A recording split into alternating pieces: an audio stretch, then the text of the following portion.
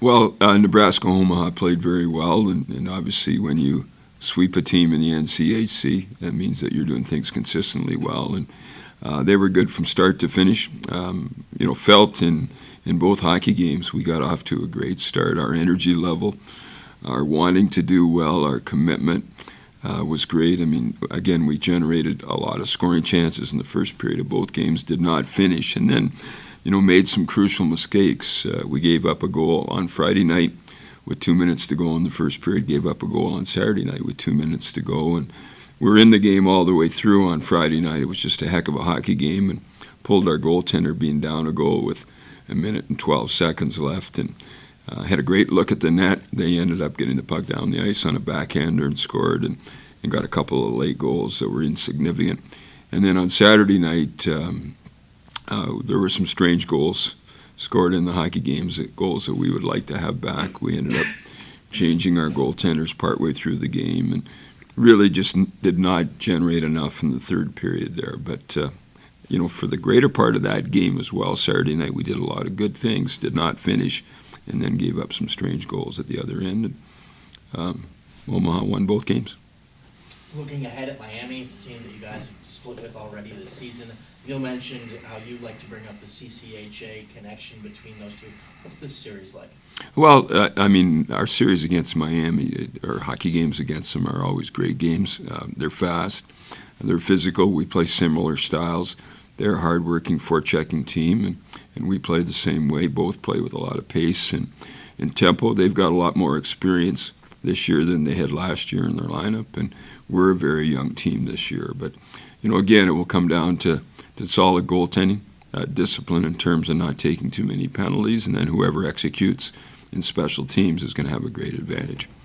You mentioned that you're a young team. You get even younger when you are without some of your big guns. I know that injuries are inevitable. We don't like talking about them, and they're not an excuse. But you've had to plug and play different guys into different roles. How has that gone? Well, we believe that our players that have come in and played for our injured players have performed pretty well. For example, we've got Paul Stojkovic, a defenseman, playing right wing right now. He's killing penalties as a forward. He's playing on our power play, made a great play the other night to set up a power play goal, got a big goal in the Colorado College series on the power play. So we think our guys that have come in, Cam Orchard, got his first goal the other night, getting an opportunity to play, and that was exciting to see. He's a very hard-working player. We think they've performed very well. Our issue has not been producing offensively. Our issue has been that we have to defend better as a team. And to be very honest with you, we need better goaltending, and we need a higher save percentage. And our goal is to realize that, and they're working with Coach Askey to make sure that they give us that for the remainder of the season. Has there been a thought about giving Ben a few nights off here or there? Well, Ben was given a night off. He did not play on Friday night at Nebraska-Omaha. He did not back up. He did not have to dress or put his gear on that night. And then he played Saturday night, and it wasn't the night that he would have wanted.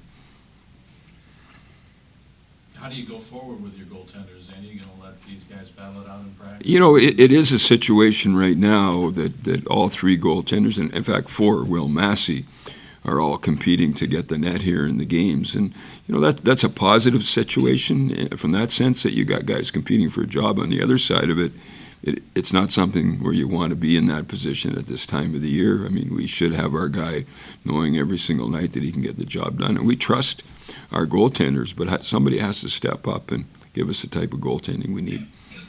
Miami is in last place in the NCHC. They'd be battling for championships in a lot of other leagues, and they could still battle for this one coming playoff time, because they are loaded with some talent like Hutton and Belpedio and Green and Melnick. These guys can play. They're among the best players in college hockey. Yeah, I wish you wouldn't mention all those names. It just scares me a little bit more. But, they're maybe the best last-place team in college hockey right now, and I don't consider them to be a last-place team, and I firmly believe they won't be there at the end of the season. That program's just got so much pride, and Coach Bozzi does a great job. And we know that they lost a couple of games to Colorado College on the weekend, so they're going to be loaded for bear when we roll into town. We played 2 of our better games all year last year at Miami. Won the first one, lost the second one, but had a lot of puck possession in both games. And we're going to need that. It's kind of, we've talked today in our meeting about the idea of predator and prey. And my daughter's using that with her Korean team now. She's teaching me every day when I listen to her press conferences. But the idea of a predator is that a predator's got their eyes straight forward. If you look at a predator, they've always got their eyes in the front of their head. And prey quite often have their eyes in the side of their head, and they're looking around and wondering what's happening and where's the next dilemma going to come from. And, we need to be predators and have our focus straight ahead and just take care of the things that we can control. Yeah, no, it certainly wasn't enough either night. We obviously wanted a different result there. I thought we came out strong in both games. We went into each game with the mindset that we were going to play a smart, fast, and heavy hockey game, as we do every single night. We just weren't good enough. The execution wasn't there, and we all obviously know we need to be better, but we came to the rink this morning. The sun came up, as Coach likes to say, and we're looking forward to Miami this weekend being much better. The first period on Friday night at Omaha was a really solid period. You guys played well, played hard, you outshot the opposition, and after two you were down 2-0, but you scored a big goal there in the third to cut the lead in half, and then you ended up tying it at 2 on Friday night. Yeah, I think there's you got to always find little positives to take away from each game, no matter what the outcome. I think that was one positive there, the resiliency we showed to come back kind of there and make it a 2-2 game.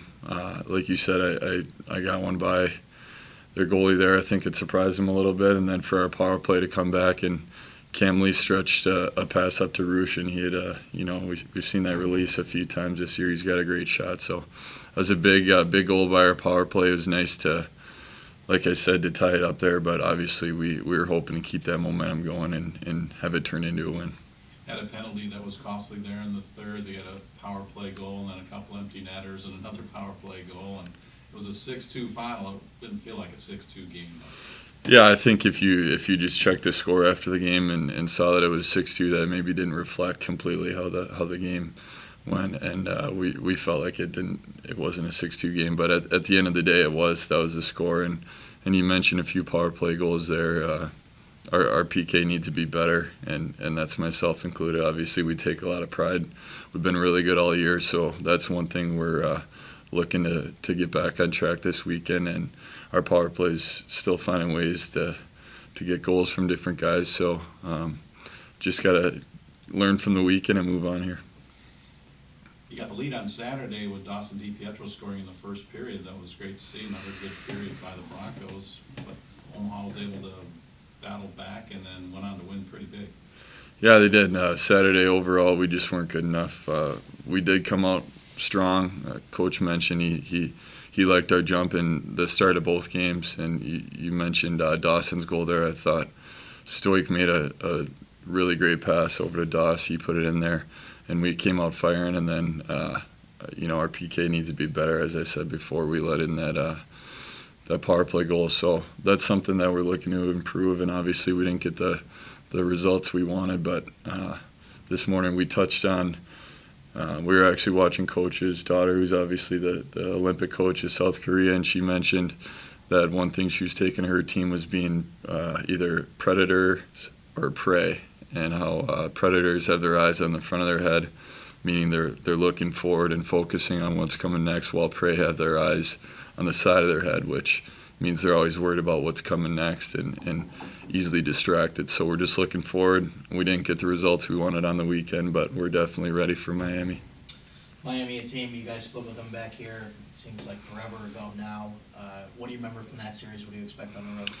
Well, they got some shifty players, some good puck movers. They're another team that can be dangerous on the power play. So, as I mentioned, our PK needs to be sharp, get first-time clears and all that stuff. I think I mentioned to Robin earlier, they're the team that the coach likes to bring up. They came over from the CCHA with Western Michigan, so obviously none of our players currently were there for that, but it's just kind of created that rivalry atmosphere, and their building's a really fun place to play in. Their fans are passionate. They got a lot of students there and stuff like that, so it's always a battle against Miami. No one likes to talk about injuries or make excuses. The reality is you're dealing with some. How has adjusting on the fly been with plugging different guys into different spots? Yeah, I think it's huge. Obviously, injuries aren't fun, and there's no excuses here. Certainly, we know that that's sports. It's part of the game. It's unfortunate, but there has been a lot of guys who've stepped up. I thought initially coming off of Wade's injury, the team reacted really well in that series against Colorado College. I thought we obviously were disappointed with the Saturday game, but I thought we could have won both games there. But guys are playing with more responsibility. I think we had nine freshmen dress and play this weekend, so that's huge. And Coach mentions, we don't really call our freshmen anymore. We've played about 24 games, so they've gotten plenty of action, and I think the guys have done a good job of accepting more responsibility. How do you characterize the games when you face Miami? We just go into it knowing that it's going to be a battle. We call it they're just going to be man battles, and you either win or lose them all night. So I thought we lost too many battles this weekend. That's something that we need to improve. But it's pretty much we're going to war. We got to have that mindset. We know they're going to come hard. And like you said right now, it's a logjam in the NCHC, and every single point is huge at this point.